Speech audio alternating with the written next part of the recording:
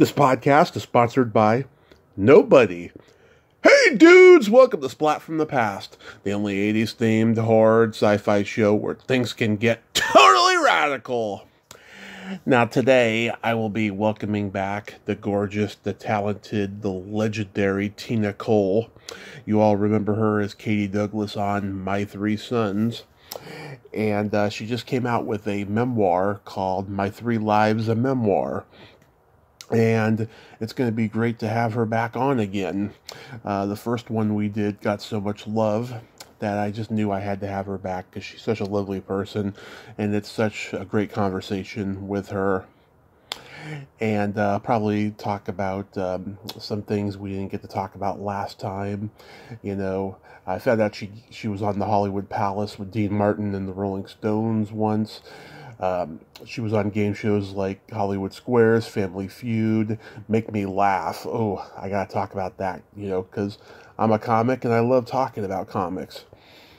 And I also saw the horror movie she did a couple of years ago that made reference to last time we talked, Reawakened. I loved it. It was such a toe curler. A great horror film. You should all check it out. Okay, so I have to address this. I should have addressed this yesterday when I had Carrie Payton on, but I just didn't think about it, and I was in such a great mood. But my mom came home for Christmas on Christmas Eve, and I am so grateful, beyond grateful, to everyone who prayed. Thank you all so much for praying. It's much appreciated, and now that Mama's home, she's recovering nicely, slowly but nicely, and everything is great. And it was a Christmas miracle. So thank you all so much. So yeah, here is my new interview with Tina Cole. Good morning. Hey Tina, welcome back. Oh, thank you. How are you? I am just superb. How was your Christmas? It was lovely. Really wonderful. I have one son and his family in Los Angeles, and I did a little pre-Christmas with them, and then came back up to Sacramento and had all the rest of my kids here for Christmas Eve and Christmas morning, and then we went to my ex-husband's and his wife for Christmas night. Nice. It was just a weekend full of love. It was great. Oh, that's beautiful. That is really beautiful. Yes, it's. And I heard from all of my cousins. You know, just it's you can't get. There aren't siblings that are closer than I am with my cousins. It was, you know, my sister, my cousins. It was just a fabulous weekend. How about yours?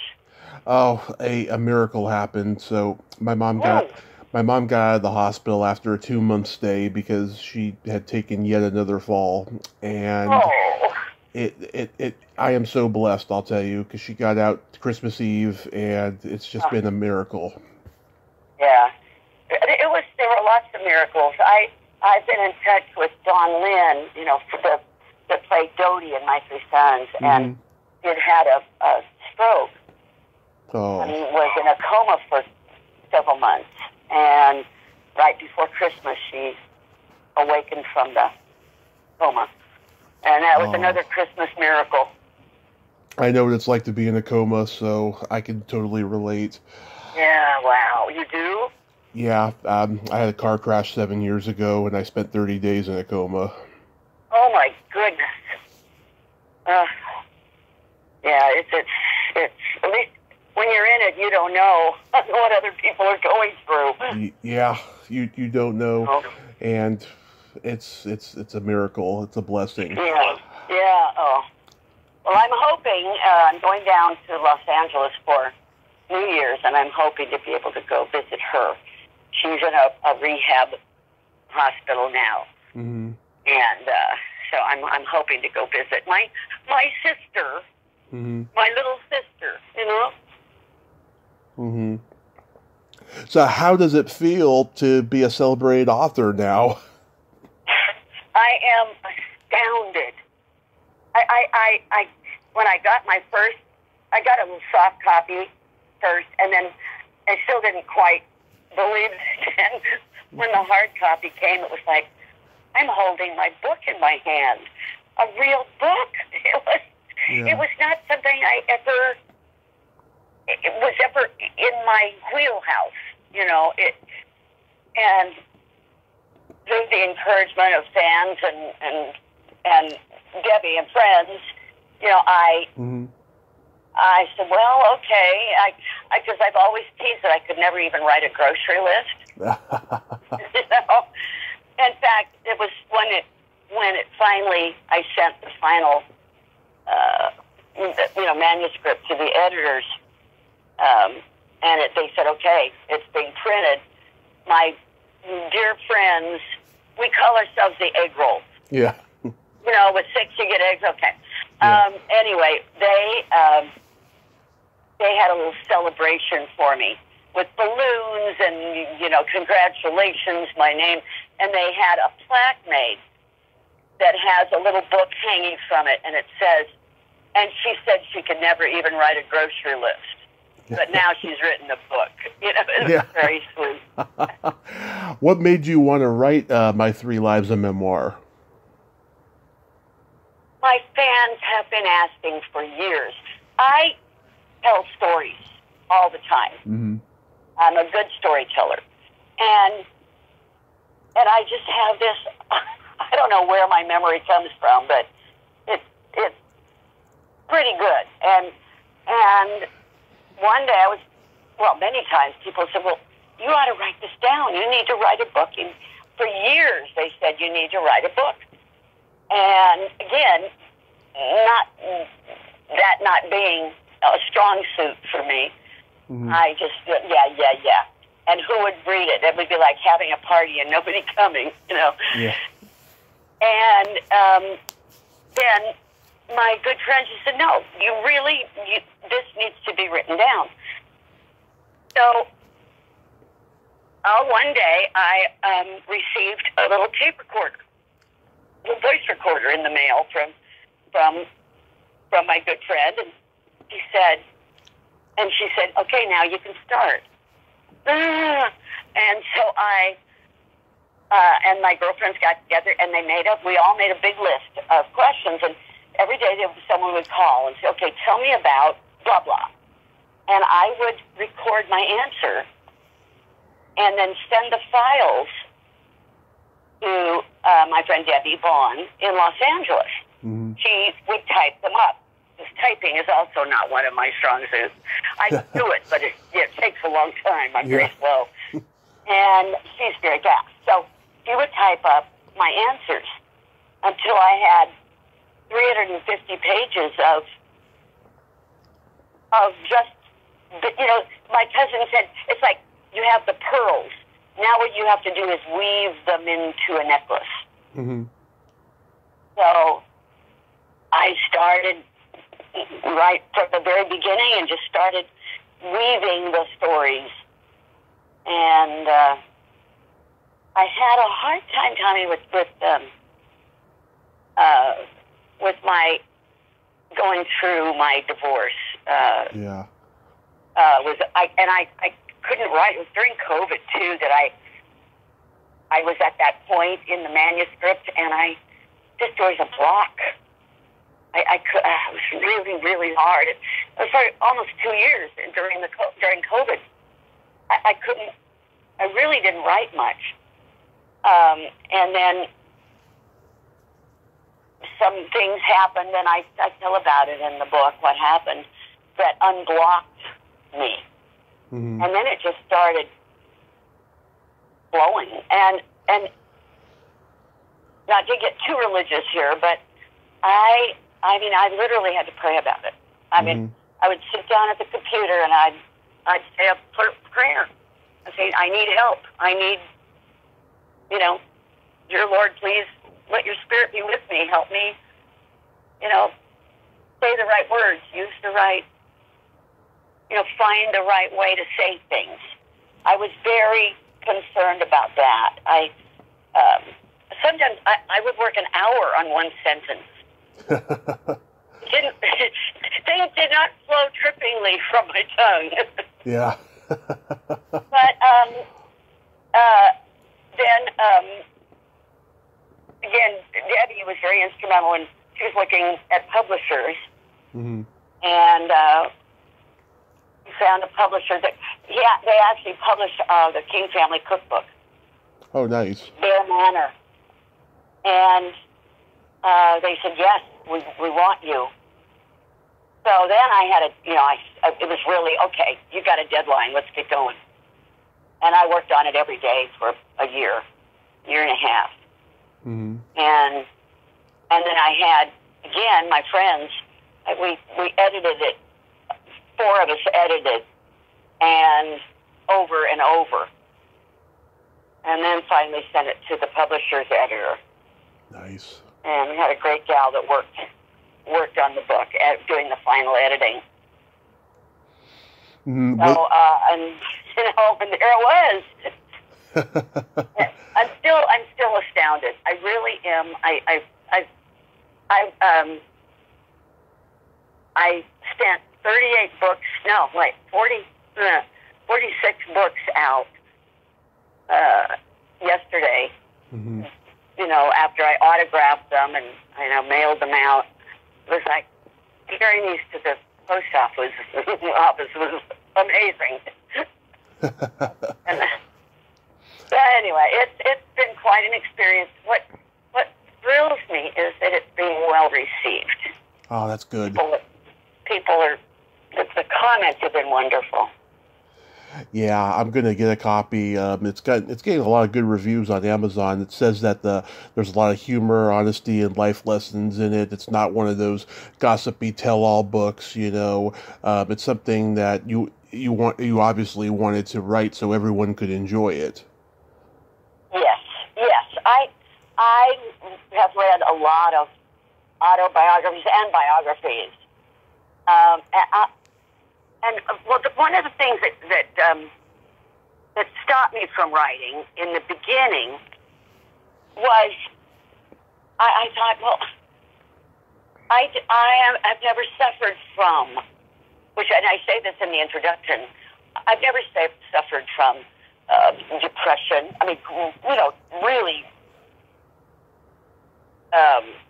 marked depression.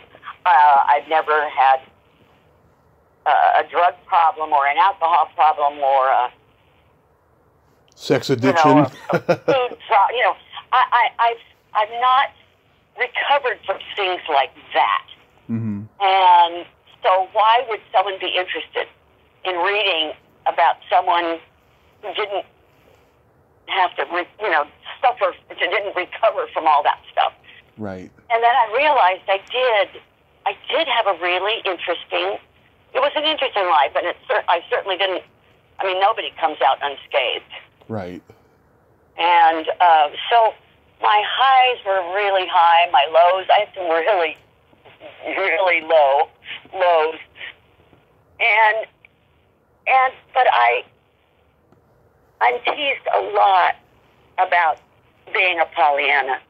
And I said, no, I choose. I was naturally born that way, but I choose to be happy. I choose to be positive. And I hope that's what people get. I just received I just saw a review or whatever, and she said, I've learned some things that maybe I can use in my life. Oh. And that was really heartwarming. Yeah. I also put some recipes in the back. Oh, nice. Nice. Yeah, because I love to cook, and I've created several recipes on my own that my friends, wherever I go, they say, "Oh, you got to make this or that," and it's fun because they're, my own recipes. Yeah. I thought, well, I'll put some of those, and besides a couple of my favorites, that are regular recipes, but that I've perfected. So they're in there too. Ah, that's awesome. You give some variety there. Yeah. Was there anything that you did put in the book though that was too emotionally draining to write? Because I'll tell you, I've been taking a break from writing my memoir because I did a lot of crying. Yeah. Oh yeah. Well, that's what I said. It took me. I mean, 2 years. Almost 2 years. I could barely write. Hmm. It was getting stuck with what I went through with my second divorce. And it's funny. I told you, we just asked me questions, and so I started with this 350 pages of just stories. Hmm. And when I looked at that part of my life, I had 50 pages of just nasty stuff, Hmm. hurtful stuff, miserable stuff what happened with the discovery of my husband having an affair. And I mean, people go through that all the time. Yeah. But it's what happens after that can either be okay or, it continued to be it was a couple of years of hell. And I had written every incident, everything, minutia down. And when I looked at it, this isn't what I want to say in my book. Yeah. This doesn't need to be in here. So what I did, I lined all the crap out, and I put that into a separate document. And then I wrote, I did not want to malign my ex-husband. But I wanted to tell the story. I wanted to tell from my perspective.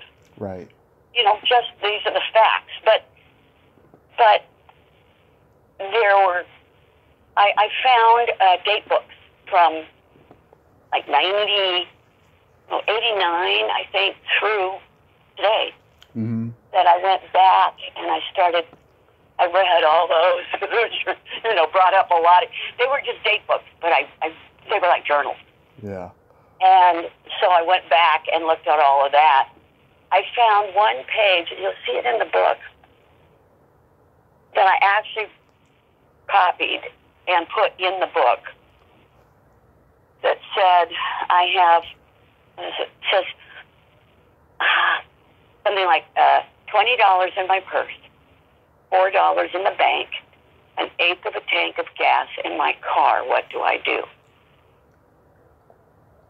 And I was on church assistance. I never did go to welfare. I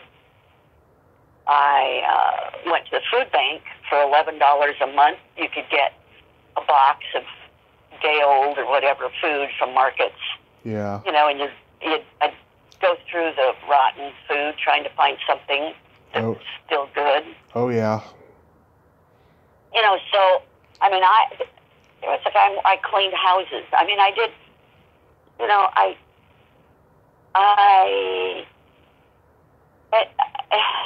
was hard. And so that was where I got really stuck. How much do I write of this stuff? I needed to tell the story, but I didn't need to be really subjective about it. Mm-hmm. And so that was really hard. So that's what took me the time. And once I realized, my ex-husband, actually, we had a moment, and we have grandchildren, so we're together a lot. And we had a moment where he just said, I am so sorry for all the pain I caused you. And it just lifted this weight. Yeah. And then I was able to put it in perspective, and it, and then I could do it. What I did, I told his present wife, who I adore. Yeah. She bought bought the book, and I said, "Oh golly, I was hoping you guys wouldn't read it." and I told her the story, that I lined all this out, and so I put it aside. And I said, so if he doesn't like what's left in there, I can give him all those other pages and say, this is what was left out.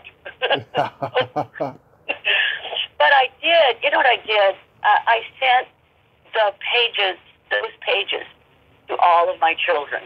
Mm-hmm. And I said, I want you to read this, and I want you to, if there's something in here that bothers you, or that would hurt you, or you don't want public or whatever, I want you to tell me and I will change it.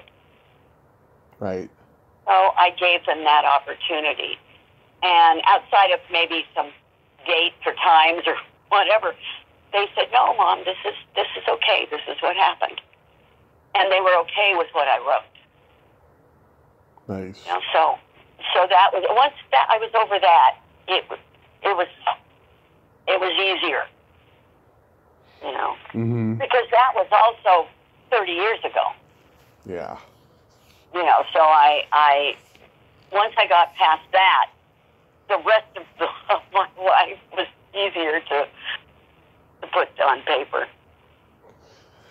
Mm-hmm. You know, it's funny. I watched some My Three Sons episodes recently, and one thing I never realized is just how short the opening intro was with those animated tapping of the shoes and that music. And yet it's lived forever, huh? It has, it's funny. It was shorter compared to a lot of the opening themes of the time, but like in 20 seconds or 30 seconds of that intro, it's made a lasting impact. It's like that's the power of television. It's pretty amazing, isn't it? Yeah, people will come in and they'll immediately do the feet. Yeah. and they sing the theme song. Yeah, it was pretty clever how they came up with that, and they used it, from beginning all the way to the end. They never changed anything except for the color, because it went from black and white to color. Right. Yeah. Yeah, it's incredible. So I realized the other day that in 1964 you were on the Hollywood Palace with Dean Martin and the Rolling Stones, and it was probably one of their first American TV appearances. It was. Yeah, how was that experience? I tell about it in the book, too. It was, excuse me, mm-hmm. I did not,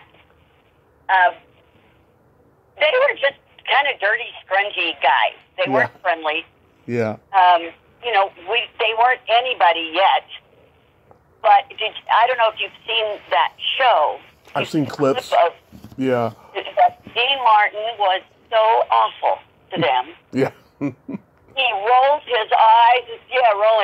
Stone, and he rolls his eyes. Well, they're not going to go anywhere. They're going to roll right out of here or something like that. Yeah. He made the most disparaging comments about them. Yeah. And I do tell a funny story. I'm not going to tell it right now. Your listeners will have to read it. Yep. About them. But what was a kick was that in Keith Richards' book, he talks about doing the Hollywood Palace with the bouffanted kings. So we must have made some kind of impression on them. But I had been with the Beatles, and they were clean. They were, everybody was so upset about the long hair, which we look at now and go, that's hardly long at all.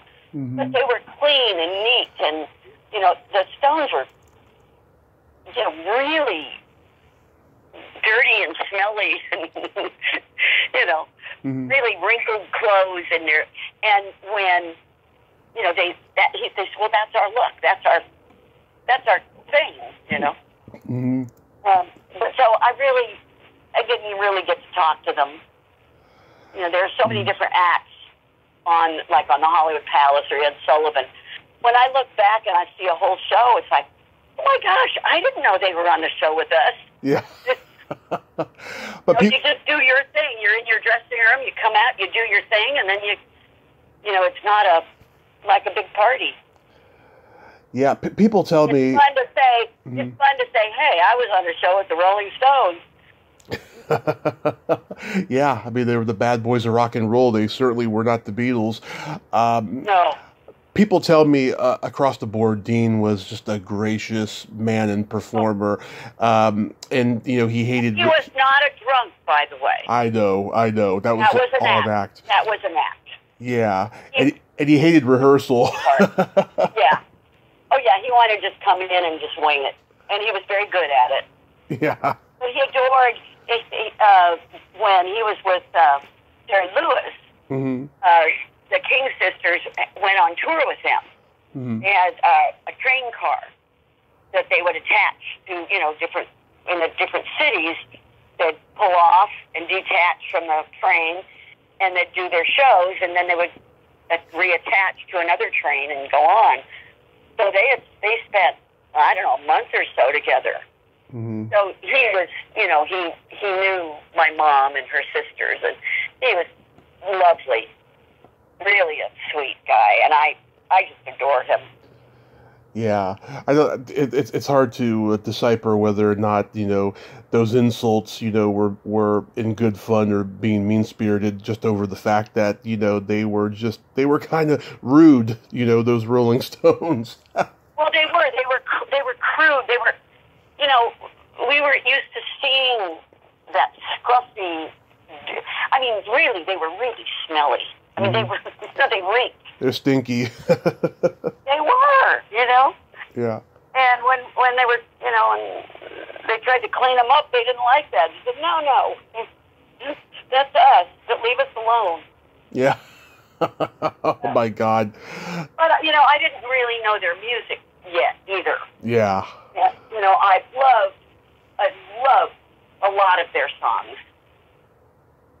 Yeah, through the years, and of course they've lasted forever. And which is so funny because he said, "Oh, they'll just roll on right out of here, and we'll never see them again." Well, they expected all those British invasion bands to just have a short lifespan, even the Beatles, and they all proved wrong, or in some cases they proved right, Exactly. You used to go on a lot of game shows like the Hollywood Squares and Family Feud. I don't know if you mentioned those in the book, but anything stand out about those? Yeah. I love the game shows where you just had to kind of be clever. I mean, you had to... I did not... The Hollywood Squares was the hardest. It was painful for me. Mm-hmm. And I did that several times. But it was because I didn't have a lot of retention for like political facts or at the time. I mean, I was a young mother. I was doing 2 and 3 shows at a time. My brain. I didn't have time to read a newspaper. I mean, I never had improv. I'd never had any improv experience, so I wasn't funny. My retention for facts, was not good. And so I always teased that I was the pretty dumb square. I was the dumb square. I was just the pretty one. Yeah. And so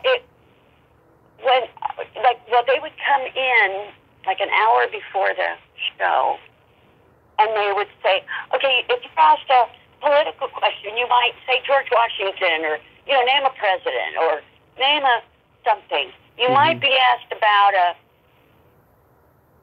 war that happened. Well, maybe you could say, you could talk about some general.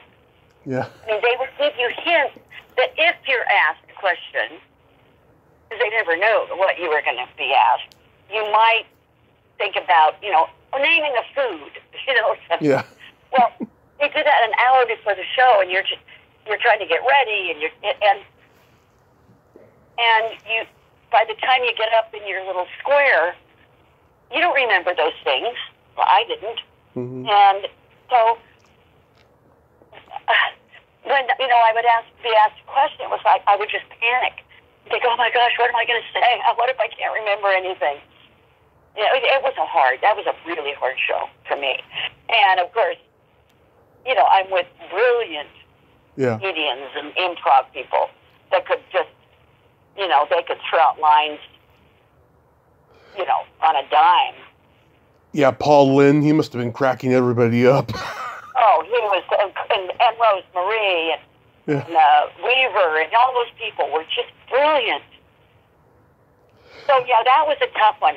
I could do any of the Don't You Say, and, I could do Password or whatever all those shows were. I was really good at that stuff. Yeah, make me laugh.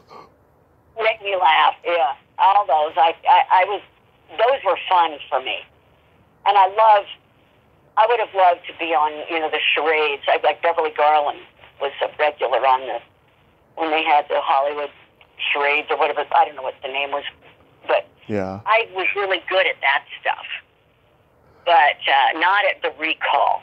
I've always been really terrible at trivia games. Mm-hmm. It's just pulling. They're in there. They're in that in my head, but it's really hard to pull them out. Yeah, I remember, Paul Lynde would take chances on that show. I remember one time Peter Marshall asked him, name the currency of Puerto Rico, and Paul Lynde said, food stamps. Oh, he was brilliant. Yeah. Brilliant. I don't know that they had their lines prepared. I think that they were off the cuff. I think so too. Yeah. In those days, you had a little bit more freedom to do that. Yes, yes, you did. And then next thing you know, everyone besides the host has cue cards now. I know. Really, it's true. Yeah. No, not then. Not then. It was. They just relied on the talent of these people. Do you remember any of the unknown comedians you saw and Make Me Laugh that eventually became a name? You know what? I don't. In fact, until I saw clips of it, I didn't even remember doing it. Yeah. I mean, I did so many at that time. Look, I'll tell you my big problem. Mm-hmm. I was almost legally blind. I was so nearsighted. Yeah. And I wore very thick glasses. Well, and there were no contact lenses at the time. Yeah. So I didn't wear my glasses. And besides, like now, I mean, Diane Keaton, started, she was wearing glasses, right from the beginning. She made them cool. The glasses were not cool then. Yeah. Right? Excuse me. And so I couldn't see like a foot in front of my face. Yeah. I couldn't tell you. I mean, this was a problem in high school. Mm-hmm. Oh, no, they did have contact lenses, didn't they? Yeah, they did. Yeah, I forgot because I got some in high school before that. So I was wrong when I said that. But I couldn't wear them because they only had the hard lenses, and that's what it was. It was only had the hard lenses. And I had an accident in high school with the hard lenses where I let my eyes dry out too much, and I took the lenses out, and I popped part of the skin of my corneas out. Ooh. And was blind for a week, and in a lot of pain. And it's like skinning your knee. You take that layer of skin off, but in your eyes, it was horrible. And so I did not wear contacts. Mm-hmm. until the soft lenses came out. So I couldn't see anybody. And so it was, like I tell the kids in high school, I'm not being a snob. I just can't see you. Yeah. I don't know who you are. Yeah, so I couldn't tell you about the comedians. Are you still teaching? Yeah. Are you still teaching? I am not. Okay. No, COVID ended that and made me very, very sad. However, I am working, I'm on the board of directors for a local theater company. Mm-hmm. It's called the Lincoln Theater Company. It's about half an hour north or east of me. And They're a wonderful theater company. They do straight plays, and then they do. They've done some musicals, and we're talking about maybe starting to do some children's things. In fact, I'm in a cabaret with them in January. Nice. In Lincoln on the 6th, 7th, and 8th, I think, whatever that weekend is. And we're doing old classic Broadway songs. Love it.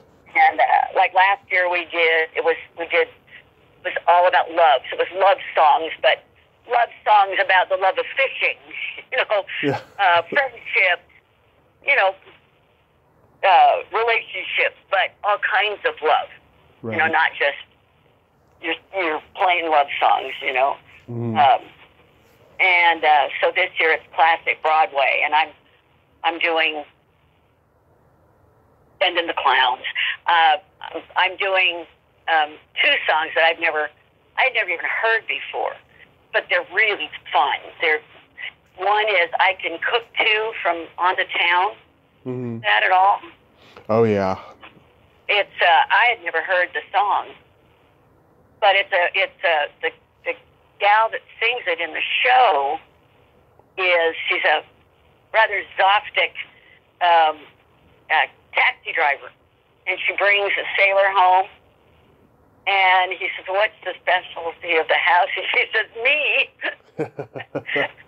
and she goes into this, "I can cook too," on top of it, but try my smorgasbord. You'll never be. It's plenty to eat right here. It's really funny. It's a funny song. And then there's another song, and I don't know what it's from, but it's 100 Ways to Lose a Man. Okay. 150 Ways to Lose a Man. And that's a kick. So I get to do some comedy, which is fun. Yeah, you've been doing rehearsals for that for like the last month or two, or yes. Yeah. Yeah, and we stopped for the holidays, and then I'm going to go down to Los Angeles for New Year's, and then come back and spend the last week in rehearsals before that weekend. Mm-hmm. And I'm loving working with this group. They're really talented, wonderful people. So I'm doing a little bit of that, and it's fun to do some performing. I miss it when I don't do it. Yeah. Last time we talked, you mentioned that Cam Clark is your cousin. I haven't reached out to him yet, but I will at some point. But I also found out Chris Conkling is a cousin as well. Yes. I love Ralph Bakshi's The Lord of the Rings, and oh my God, it would be great to interview him. Oh, he's very interesting. Mm-hmm. He really is. He's Chris he's a brilliant.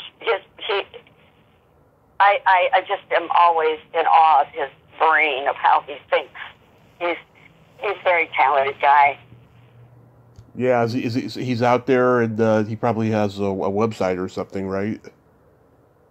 You know what? I'm not sure. He must. Because I know he's writing, his latest project is translating, what is it? He's translating like classic stories. Mm-hmm. I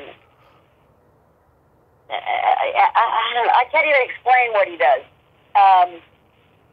But it's like taking classic stories and putting them in other languages, but discussing them, breaking them down and talking about them. I don't know. It's way beyond me. It's over my head. Yeah. I'll certainly find out. Yeah, but he's a really interesting guy. I let Debbie know this. I watched Reawakened the other night. I thoroughly enjoyed it. It was a real toe curler. I just thought you were adorable in it. Oh, thank you. I keep saying that as I get older, they need grandmas too. Yeah. You don't have to just I was an ingenue. I can certainly age up, be age appropriate, and what I'd love to do somehow is connect with Hallmark, because I would be a great grandma for Hallmark. Yeah, you would be. And you're an ageless beauty. I mean, you look like you're at least 45, 50-year-old grandma. No, I don't know if that's a good thing or a bad. I remember my mother-in-law, Mm-hmm.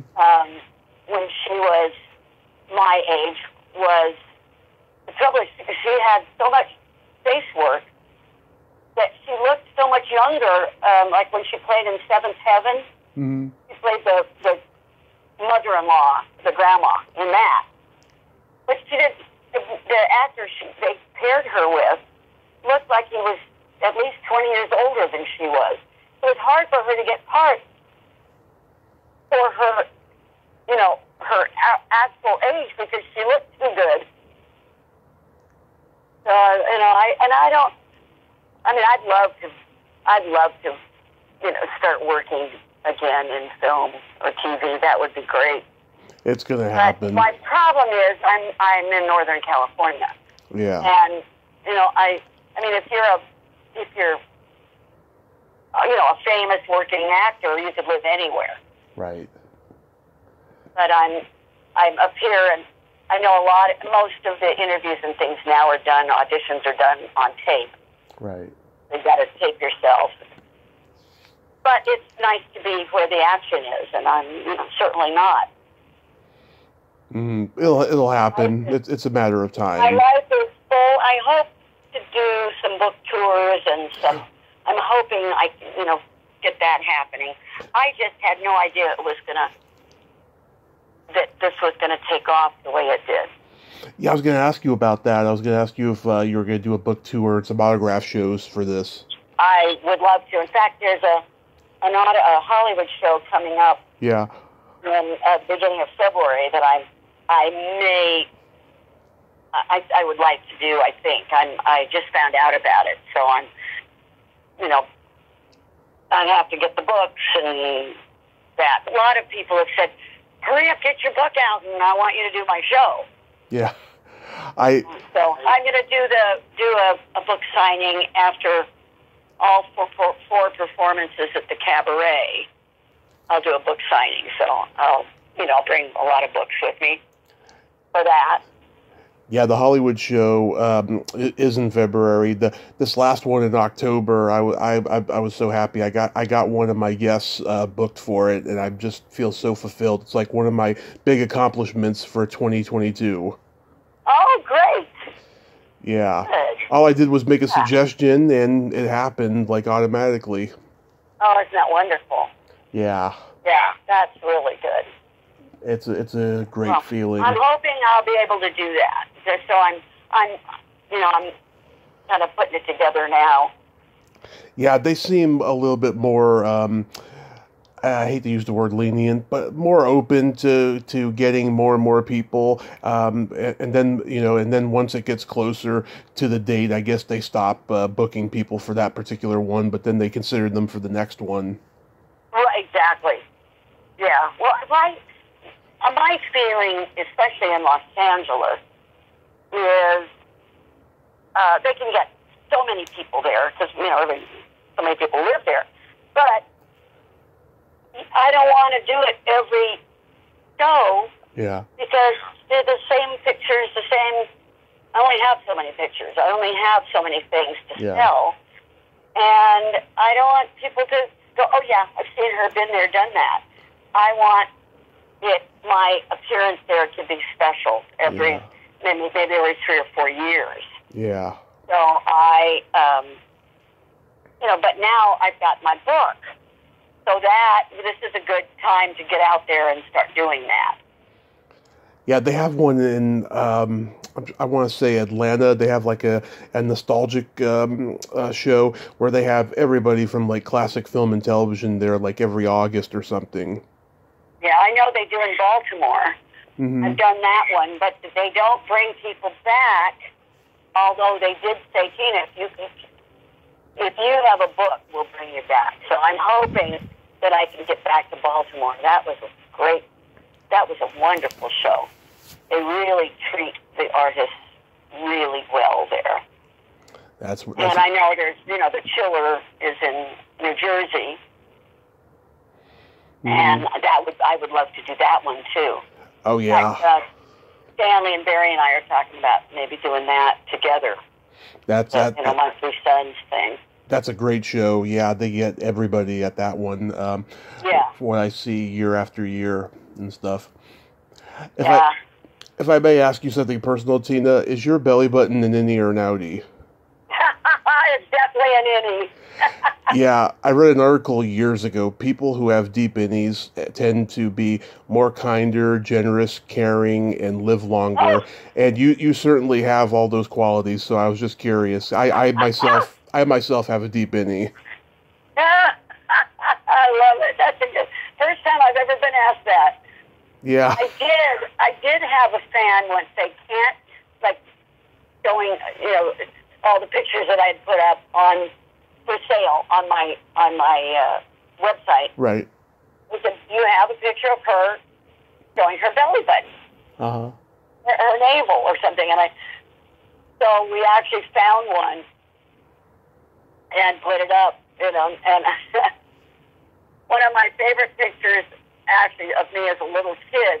I'm at the beach and I've got this funny little old robe. I mean, this is in the 40s. Yeah. And I'm looking at my belly button. I'm pulling it, trying to look at it. Yeah. It's a really cute picture. Oh. And I had an innie then. Oh, I want to see those. They sound cute. It was. I have to tell you, I was kind of going through your stuff, and I listened to part of your interview with Yvonne Elliman. Oh, yes. And I was doing the Hollywood show several years ago, and I looked over from my table, and Ted Neely and Yvonne were there, a couple of rows over, and I got so excited. It was like I ran over, and I hugged them, and I actually started to cry. I just said, I am so excited. I have wanted to meet you. I'm, just loved your work, and they were the nicest people I've ever met. Yeah. Just amazing. And we just had more fun there at that show together. Yeah. And all of a sudden, people started giggling that I'd signed your autograph, and I'd look up, and Ted had snuck behind me and sneaking over my shoulder. And I mean, they're just great people. They are great people. Yeah, I've talked to both of them, and they're both so free-spirited, so open, and you really have to be in order to be in a production like Jesus Christ Superstar. There's no other way around it because it was so subversive for its time. Yes. Yeah, I was just tickled to death. I was really glad that you had talked to her. Yes. Oh, I talked. So yeah, go listen to the TED interview too, because that was a good one. I will. Yeah, the one with Yvonne unfortunately was not finished, but we had a good time with what we did. Yeah, exactly. And hopefully, I'll get more people from Jesus Christ Superstar for the 50th next year. Oh, nice. So My Three Lives is available on Amazon and your website www.tinacole.com. And no, you have to go to Facebook. Okay. It's at the Facebook store. I don't have the website any longer. Oh, okay. Yeah, so you go through Facebook and go to the store. Okay, go to the store on Facebook. Go to the store on my Facebook page. And that cabaret show, when does it start? It's I don't know, my date book with me. It's whatever. Do you have a date book? It's the 6th, 7th, and 8th of January. Okay, that's a weekend. I know that. The 6th, 7th, and 8th. It's a Friday night and a Saturday matinee, Saturday night, and a Sunday matinee. And it's just going for those 3 days, or is it going to go longer? No, just those 3 days. We have a season that starts like in the spring, and then it goes through that January. Then we have one of the plays we're going to do is the Breaking Up is Hard to Do, the Neil Sedaka one. Oh, yeah. Which should be fun. I don't know that I will actually be in that because I'm on the board of directors. So, but I love to do the cabarets.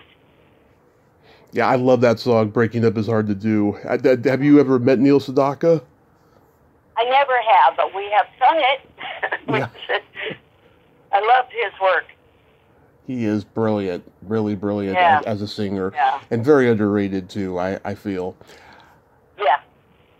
Well, Tina, I hope you have a happy new year, and thanks for coming back on. And I will. Oh, you're welcome. It's so good to talk to you. Yes, and I will get that book, and I will let you know what I think about it. Let me know how much you enjoyed it.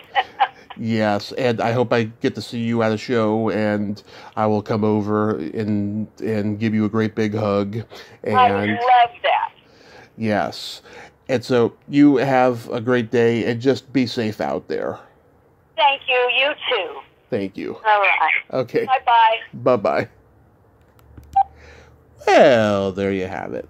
Tina Cole. Ain't she a sweetheart? Oh, what a great lady. I'm so glad that we got to have this conversation today again, and I hope you all get that book. Her website is no longer available, so go to the store on her Facebook page and get a copy, because she's an awesome, optimistic, upbeat person, and we all need a little bit of upbeat and optimistic in our life, and positive as well.